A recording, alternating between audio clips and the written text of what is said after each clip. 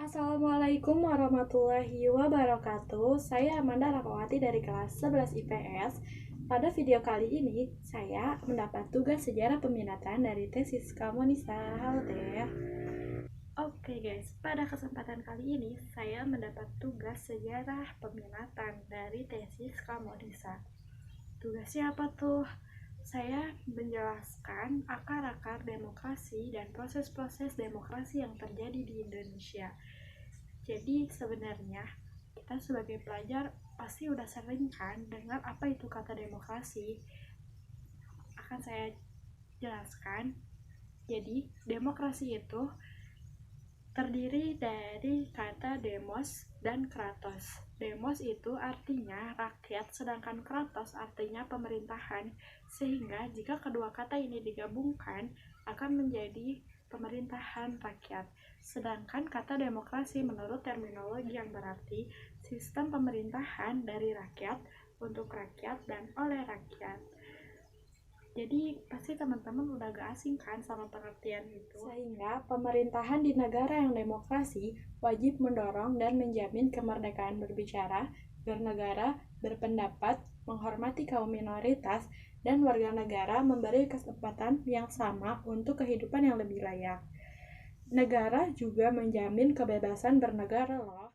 So, kalau kamu merasa benar, ngapain harus takut? Kita ini kan hidup di negara yang demokratis, di mana pemerintahan tertinggi itu berada di tangan. Jadi gini ya, pemerintahan yang demokrasi di Indonesia itu bersifat dinamis. Dinamis sendiri itu berubah-ubah, mulai dari masa setelah proklamasi, masa kepemimpinan I.R. Soekarno, masa kepemimpinan I.R. Soeharto, sampai dengan masa reformasi, itu sangatlah bersifat dinamis atau berubah-ubah.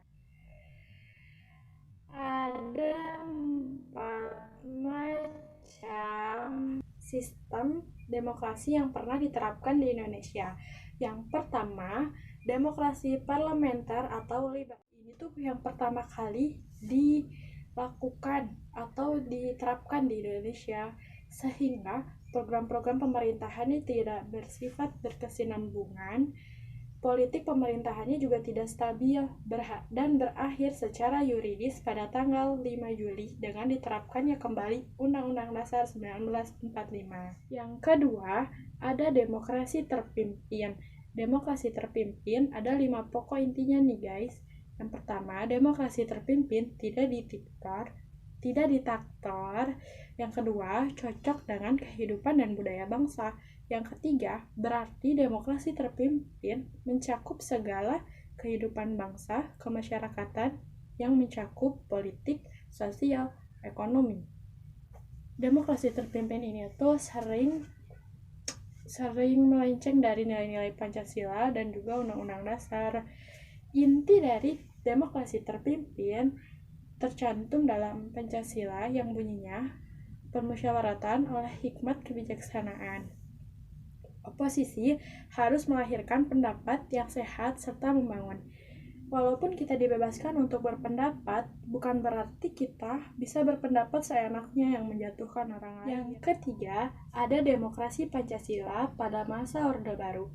Demokrasi Pancasila pada masa Orde Baru banyak terjadi pelanggaran-pelanggaran, seperti pemilu dilaksanakan tidak dengan jurdil.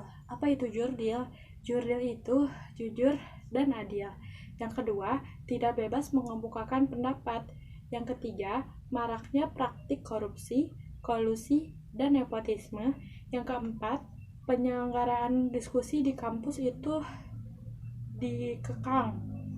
Yang kelima, sistem kepartaian berat sebelah dan tidak otonom. Yang keempat, demokrasi reformasi pada masa atau pada era reformasi. Pada era reformasi dan pada era Orde Baru memiliki kesamaan pada aturan pelaksanaannya.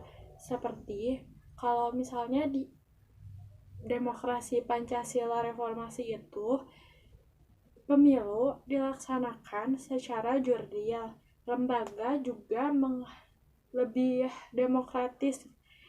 Pokoknya kalau misalnya yang Orde Baru itu kan banyak terjadi pelanggaran-pelanggaran. Reformasi itu sudah jurdi ya sudah lebih demokratis. Teman-teman pasti tahu kan siapa itu Sultan Syahrir. Sultan Syahrir merupakan Perdana Menteri pertama Indonesia yang mengemukakan tentang demokrasi dalam bukunya yang berjudul Perjuangan Simpulannya. Jadi kita sebagai pelajar sudah sepatutnya tuh kita menghormati satu sama lain. Menghormati di sini bukan berarti kita harus hormat tiap ketemu orang yang lewat atau tiap ketemu teman. Bukan berarti gitu ya. Menghormati di sini artinya kita harus menghormati yang lebih tua dan menyayangi yang lebih muda. Serta kita juga harus menghargai sesama manusia, juga menghargai sesama makhluk hidup yang lainnya. Jadi udah gak zaman lagi deh tuh bullying di sekolah, mengucilkan, apalagi sampai menyudutkan seseorang. Oke, dicukupkan sekian dari saya. Mohon maaf apabila banyak kesalahan karena saya masih sangat butuh banyak belajar. Salam-salam untuk keluarga di rumah dan stay at home, jangan kemana-mana. Wassalamualaikum warahmatullahi wabarakatuh.